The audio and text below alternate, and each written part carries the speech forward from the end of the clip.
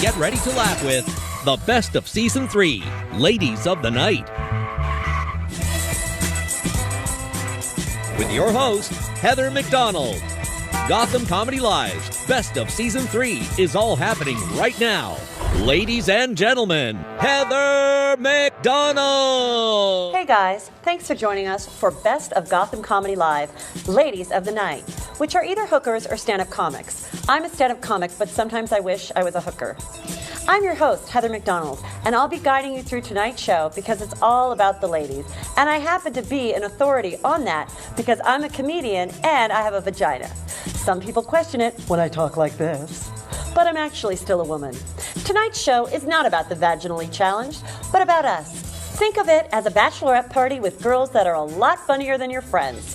Let's start this show off right with a thing that women like to talk about more than anything: relationships. I know a lot about men. I'm a female comic and a bit of a whore. Not on purpose, not on purpose. You make it to 46 and you're not married and don't have children, you'll accidentally fuck a lot of people. That's just a fact. It's not a joke. So here's what the thing is. Guys are simple. Look at them, the way they sit with their balls out. This is not the posture of a complicated person. This is a posture of a Labrador, a big dog that just wants to sit in the sun and think sun. That's it. Not stupid, but simple. Men, now listen to me. I will save some of your lives tonight. I know you think women are crazy. Do you think we're crazy? Yeah! Well, that was stupid. If we really were crazy, that was a stupid fucking reaction, wasn't it?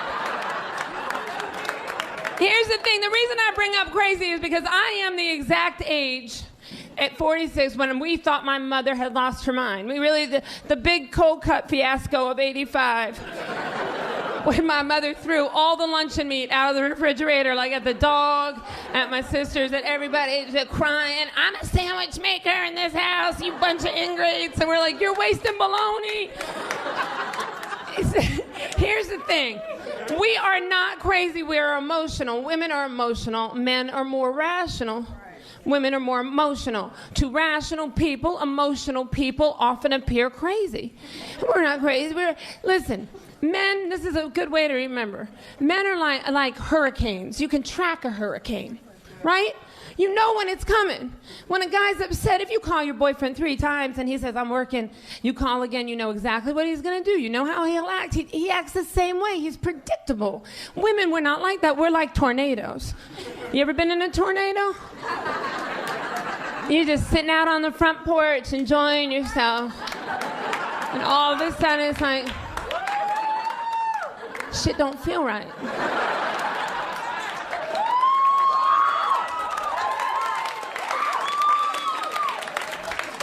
Way out there in the distance, what, run!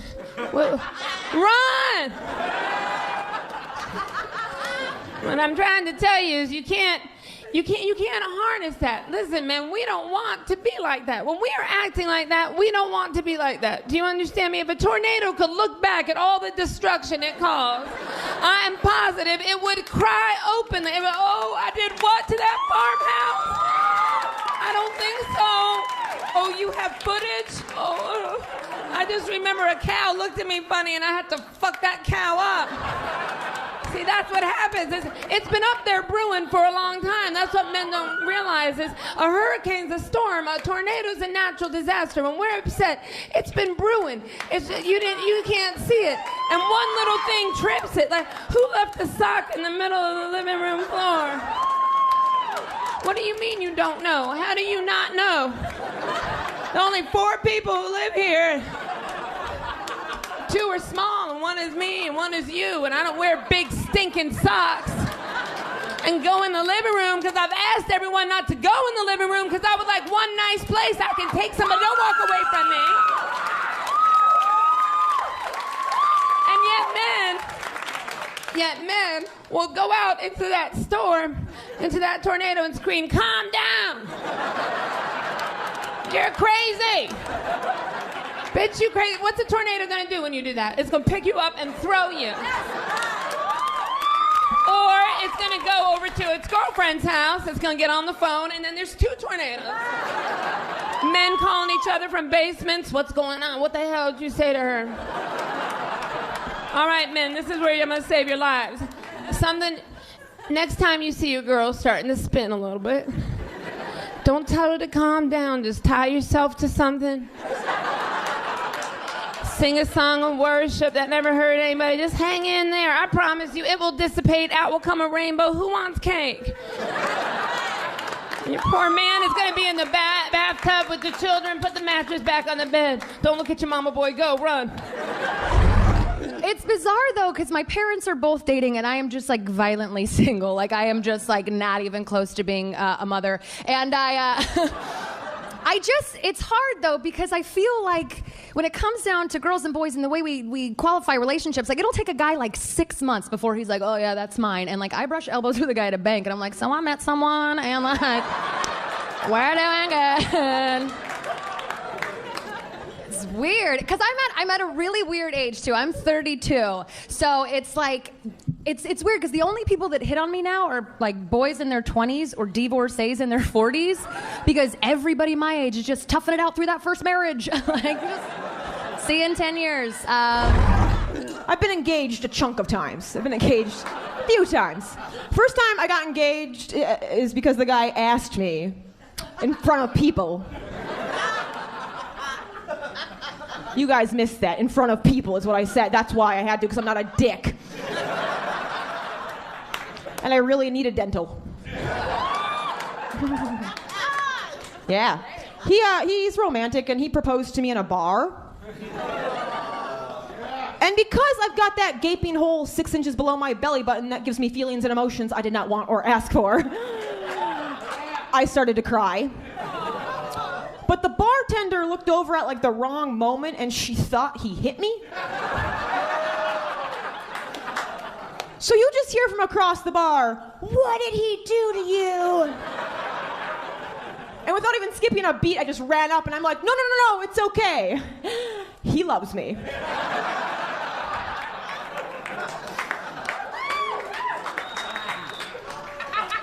When we broke up, we wanted to be adults about it, right? So we both went on Facebook, changed our relationship statuses to single, and then liked each other's.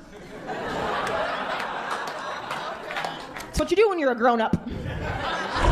You would totally like my husband. He is so great. He went to France last week, and he does not speak a word of French.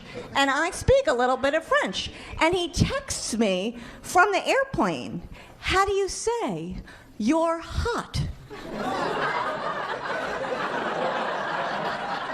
In French. So I text him back, j'ai herpes.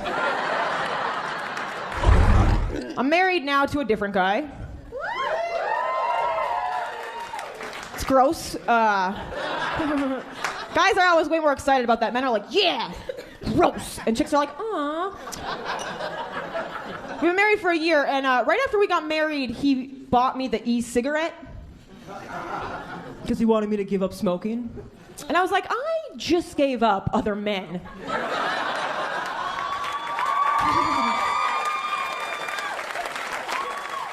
Why are you trying to change me?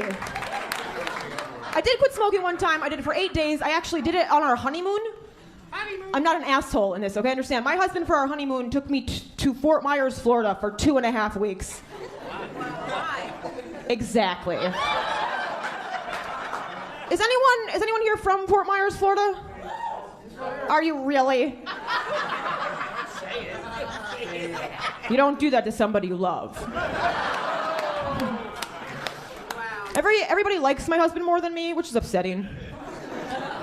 Like, I get it, he's a really good person, he's got nice hair, and he smells like a mother should.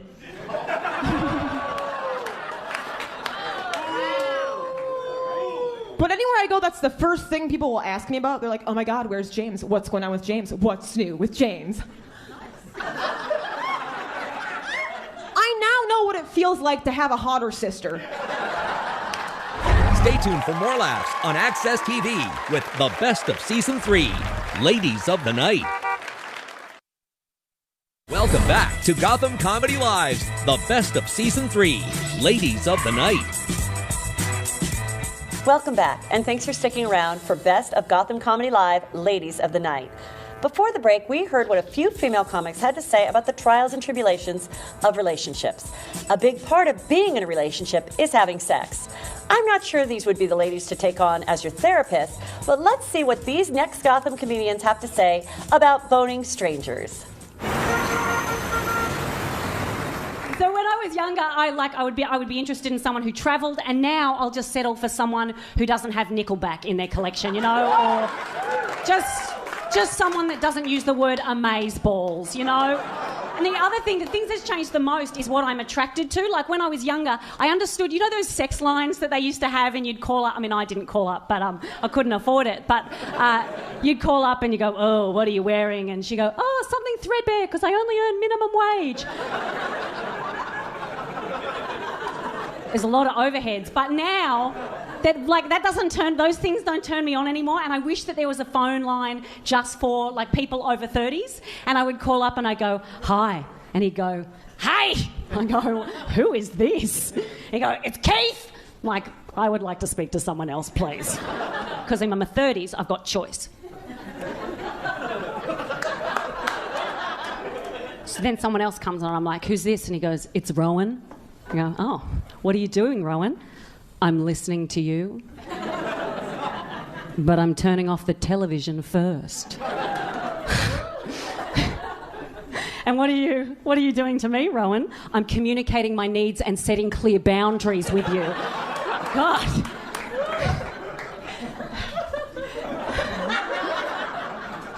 Boundaries? Like what? Like what kind of boundaries would you set with me, Rowan?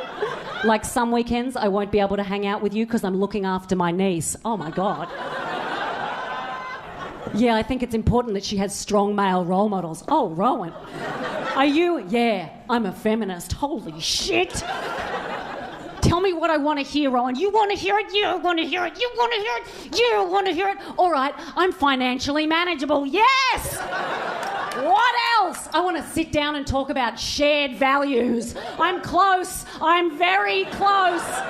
Bring me home, Rowan. You wanted you. All right, I'm emotionally available. Done.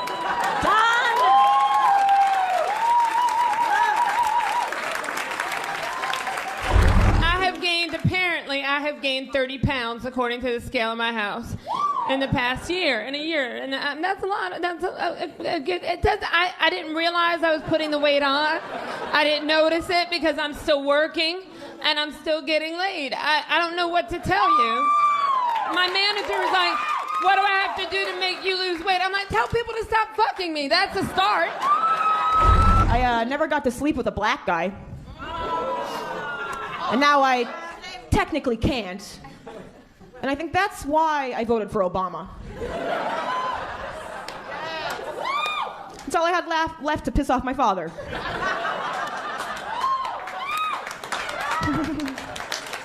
But nope, I settled for the white guy who refers to sex as buddy time.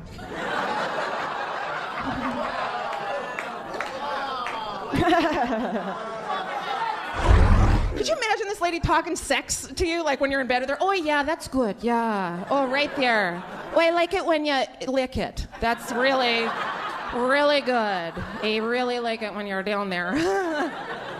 I love getting licked, right, ladies? Yeah, woohoo! This might turn into a public service announcement right now. I do. And guys are like, hold on. We'll talk about the poussoir for 1 second, okay, now. I'm a Jew, so I'm quite hairy. Thank you. And so I would go get the wax. You know, we would go get the wax for the bikini area, right? I went to see the Korean ladies. I went in, I lied on the table there, had my, well, I'll explain to you. It looks like I'm wearing corduroys under my corduroys during the wintertime, you know what I'm saying? I like to let it grow a little bit. Just wick, wick, wick, wick, wick, wick, wick. I hope you enjoy 70s porn. Pow, fucking yeah! Ha ha! I'm letting it grow because it's cold, you know what I mean? I'm poor. There's a lot of reasons. Y'all are too spoiled, you guys. Get in there. Just get in there and search. That's right. They become lazy. These young men, they become lazy. I love it. If you're under 30, you're like, pubic hair. I don't even know what that is. So I bring my hairy Jew ass to the Korean lady, and she's like, oh, I'm gonna have to get 2 people, okay? Some bullshit right here. So I have to go to a Russian lady, go find my people, you know? And she comes over and she's like, Jesse, I am perfectionist. I get every hair. I'm like, hold on, every hair? Like every hair? She goes, not like a baby. Guys, the Amber Alert look, I'm hip to it, okay, guys? So she goes, I leave you a little bit of hair, like, poof, I'm grown up. Poof, I'm grown up. I get to go home now. I live close here. I live on Sullivan Street, 229, apartment 3B. That's gangsters, and that's my real address. I'm not scared of you people. I've lived alone in New York for 20 years. What are you going to do to me? There's nothing you can do that I haven't planned for. You going to rape me? You can't rape me. I'll kiss you on the mouth. How you going to rape that? How dare you, rapist?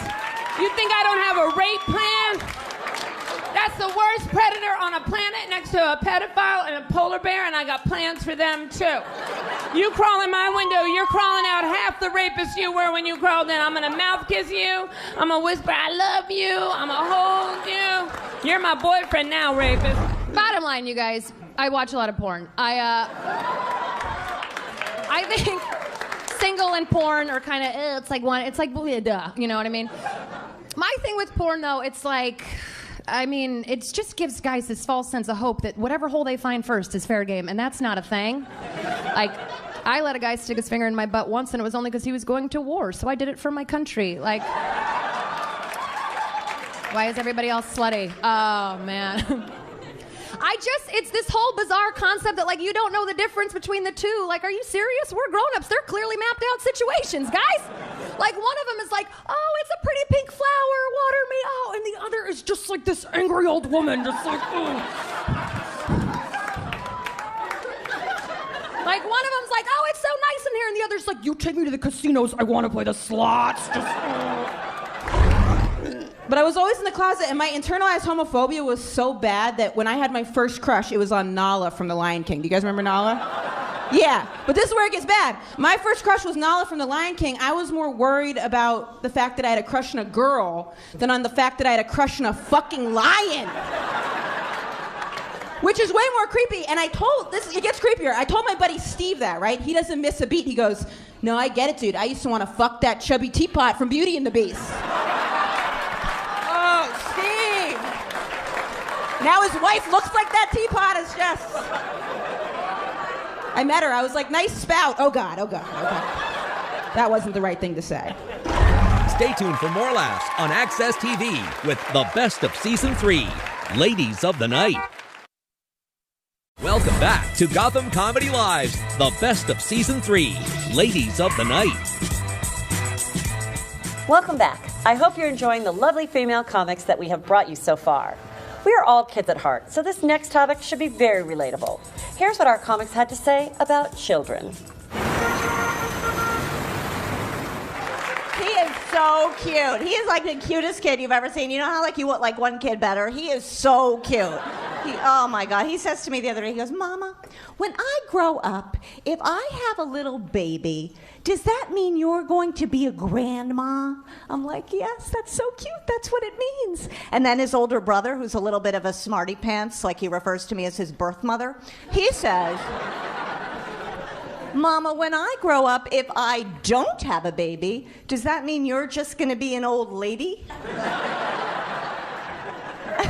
And I said, yes. And instinct tells me, with that level of charm, you're going to be my roommate.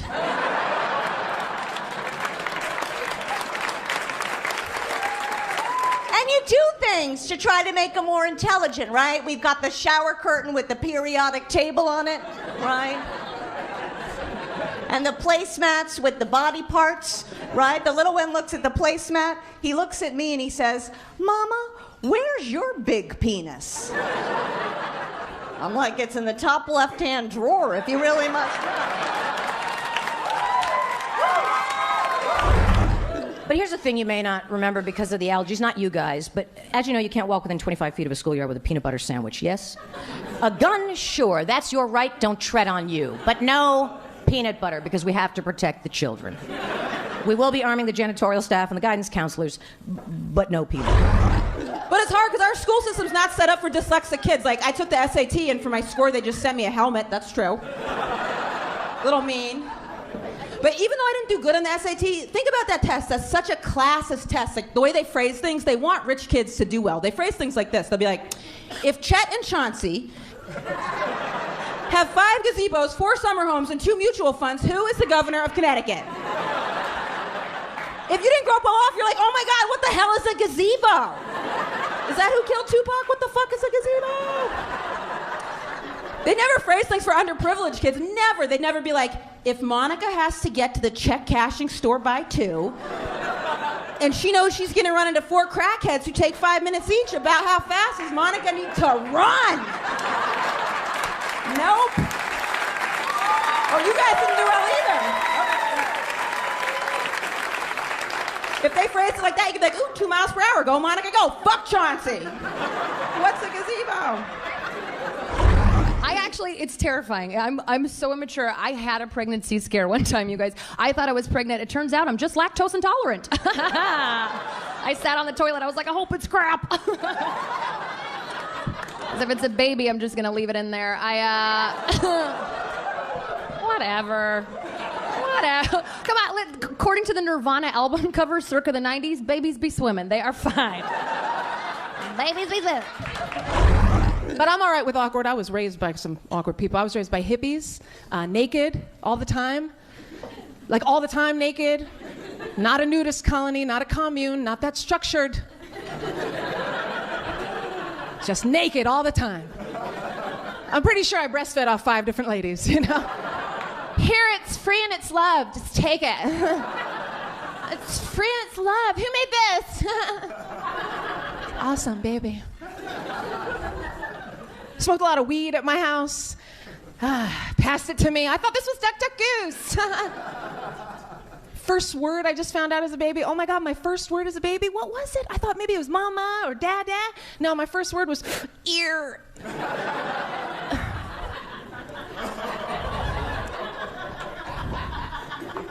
Sea of naked adults. Little girl running around. Maybe I'm lost. Maybe I'm looking for my dad, you know? Just, Daddy! Daddy! Daddy! Daddy! Oh, Daddy! Free love, you guys! Don't get me wrong. Like I would love to have kids. By the way, I think that's a beautiful thing. Like I love babies. Some of my best friends are babies. I think that's a great thing to have kids because I love kids. I don't know if anybody has kids here, like on purpose. Anybody? I always like asking it that way because people are like, no. Here's my favorite thing about kids, and here's why I identify with them the most. Kids don't have a filter, right? Kids don't have a filter till you put it in as the grown person. That's your job, right? Until then, it's a free-for-all. Especially if you have toddlers, you know exactly what I'm talking about because they say whatever. You ever been insulted by a kid? Hurts, don't it? Yeah. It legitimately hurts your feelings. But you can't say anything. You gotta sit there like, you gotta take it. Because they'll walk right up to you and be like, you're ugly, and then walk away. And you're just there like, he's so cute. I just want to hug him around the neck. He's a cutie. He's really adorable. But when you think about it, that kid isn't trying to mess with you. Like, if that kid said you're ugly, it's because he genuinely thinks you're ugly. But, like, so ugly he had to stop whatever he was doing and let you know, like, he was doing something and he was like, no, put the Legos away. What is that? Seriously? Get it fixed, all right? I can barely keep my Lunchables down. That is disgusting. Millennials. So what's your allergy? What do you got? What are you struggling with? Yeast, gluten, wheat, soy? Nothing. Sulfur. So you're allergic to that medicine? I didn't expect that. I don't even know what that medicine is, so that's interesting. That old chestnut. Sofa.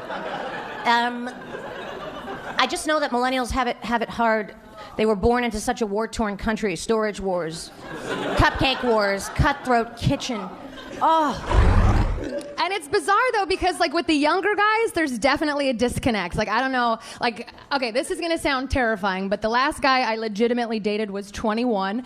Yeah, he worked at my bar. I wasn't just driving by school like, hey, you're the fastest runner, get in. I'm a coach. Come on. Like he found me. But there's a definite disconnect, especially with, okay, and I use the term dating loosely. I really mean we were just texting and I just, like I don't know anything about him except for he uses no punctuation and fucking all lowercase letters. I'm like, throw me an emoji, show me you care, like do something. Come on. So, but like he would do the weird thing with texting. I don't know if anybody else is weird with texting. Like that's a deal breaker for me. Like if you're a weird texter, like bye-bye, see you later. So this kid, he used to do the lazy thing. So he'd be like, what are you doing tonight? And I was like, okay, if you're gonna be lazy with letters, like what else are you gonna shortchange me in? Like, are you gonna try and fuck my pussy? And I just like I feel like if you're not gonna give me the U, you're not gonna give me the O, so I don't know why the hell we're...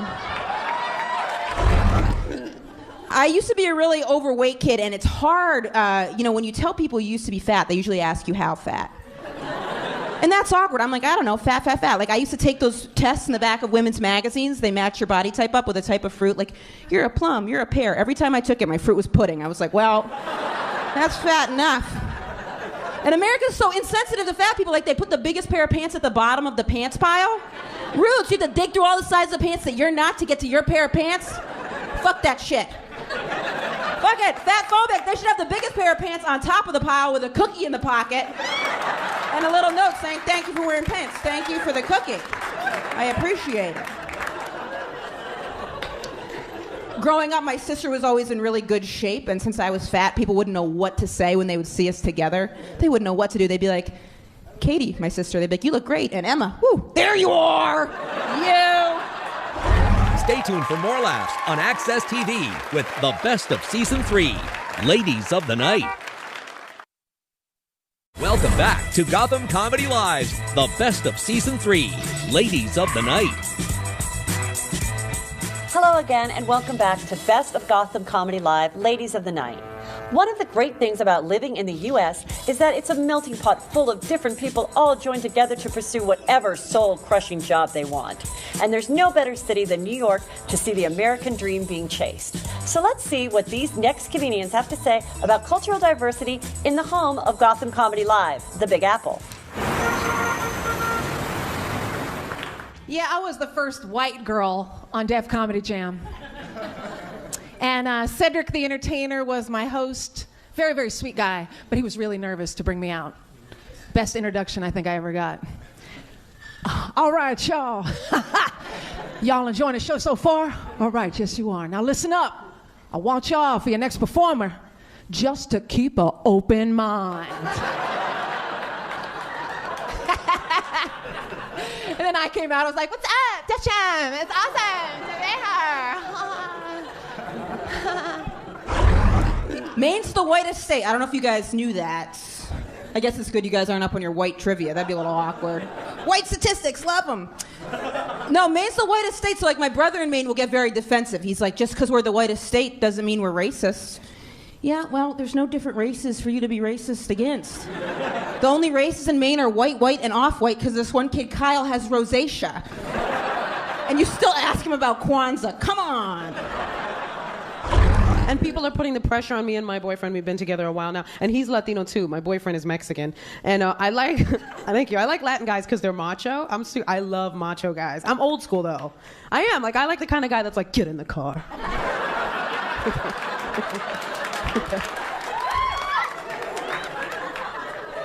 There is that part of me that wants to be like, don't talk to me like that. But I'm gonna get in the car now. I'm gonna do what you say. Of my own accord. Right? Isn't there something about a macho guy that makes you feel protected though? Like, I feel so safe. Because there are guys now that they're wearing skinny jeans.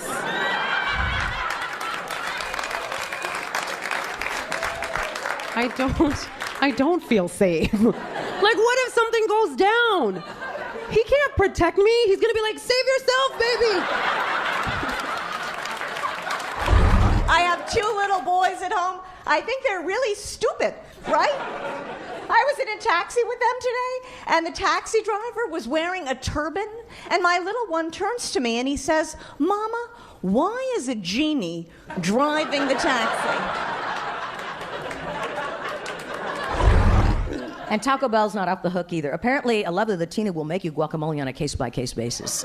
In a mortar and pestle type thing, in a kitchen that would make Giada De Laurentiis pea green with envy. Copper pots, butcher block, marble countertops, what have you. But she's in this kitchen, in the commercial, and then an obsequious waiter comes in and says, "Is it ready yet?" And then she tests it with her finger. Not hygienic, but shows the passion for the Haas avocados, because only Haas avocados at Taco Bell. The quality we've come to expect from Taco Bell. Live Mas. You know what? As long as we're quoting, live Mas. And what that means is you can have a taco shell dusted with nacho cheese powder. Listen, live every day like it's your first. Life is too long not to have a Cool Ranch taco shell. On your deathbed, you're not going to wish you had had less. Am I right? But my real rebellion came in 7th grade. I went to junior high, and I was at my locker one day, and this Mexican dude with a hairnet and a flannel button at the top. You've seen the movies. He came right up to me. So I'm originally from Los Angeles. LA is a great place if you hate to read, so follow me. Here we go. So this Mexican dude comes right up to me. He's like, "Jessica, we've been watching you, homegirl. You fucking crazy, esa. Listen up, this is Froggy talking to you. You got to hang out, esa." I was like, "Oh my God, all right, Froggy. Does that tattooed tear mean you killed somebody? Because it's adorable." And he goes, "Yeah, but that was a long time ago."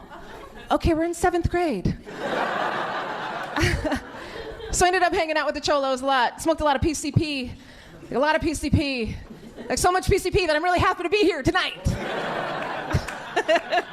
And I used to black out all the time, and Froggy would always fuck with me. He's like, "Jessica, you're blacking out all the time. It's lightweight." I'm like, "It's elephant tranquilizer, Froggy." I've done the research.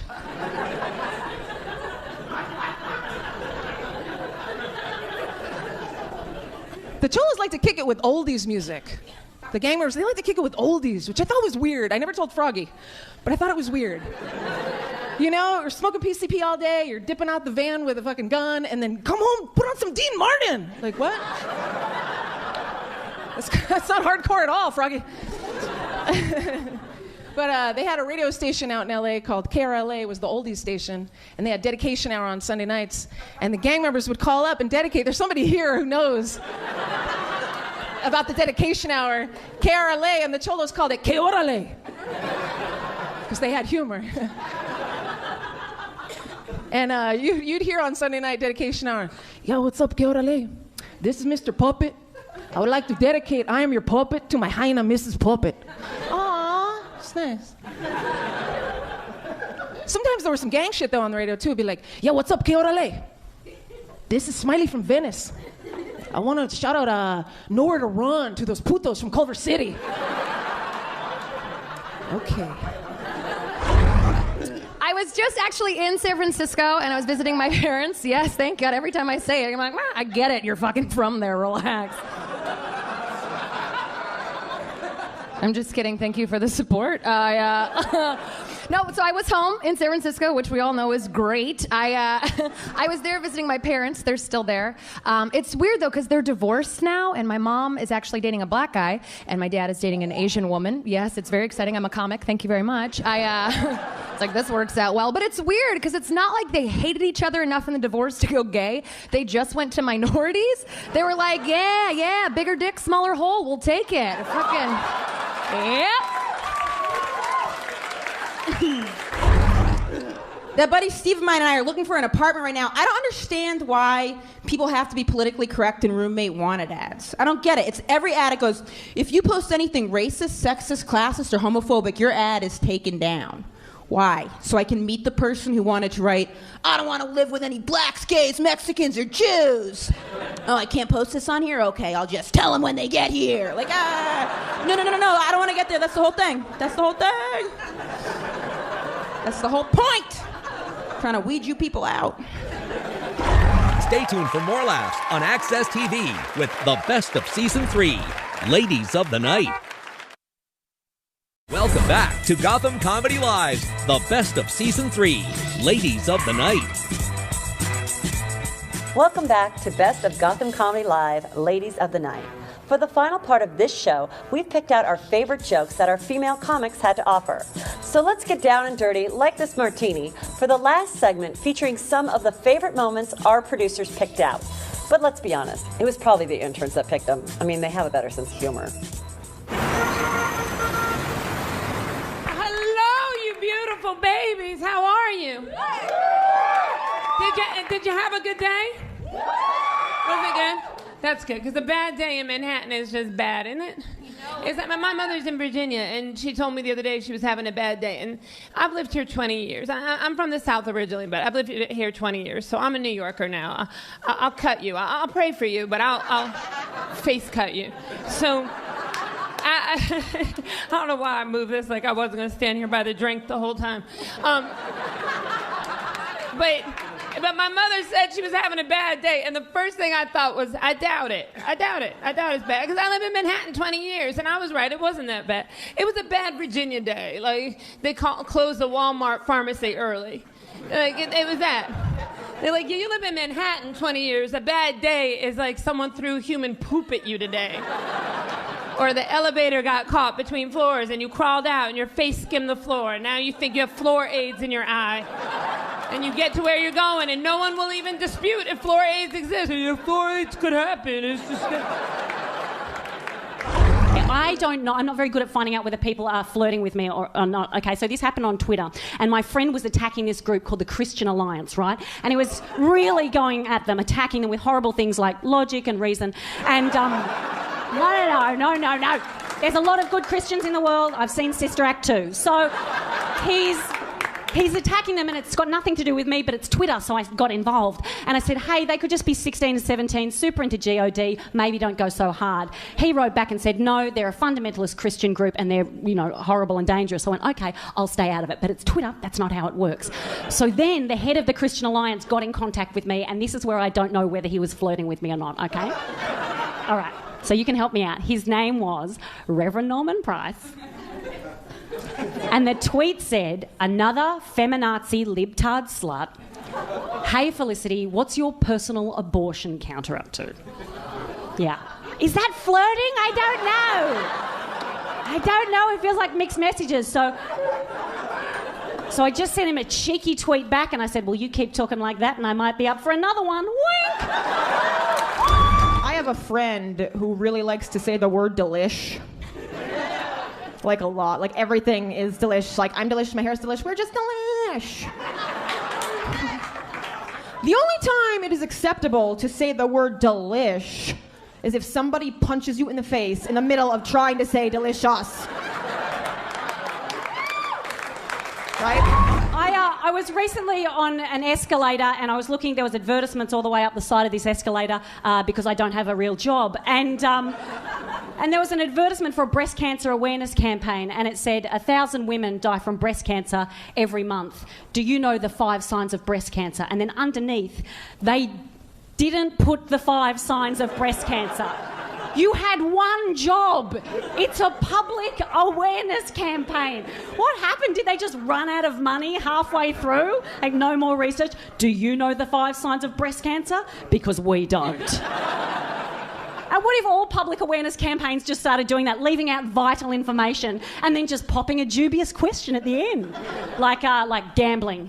It's addictive. But what if you won?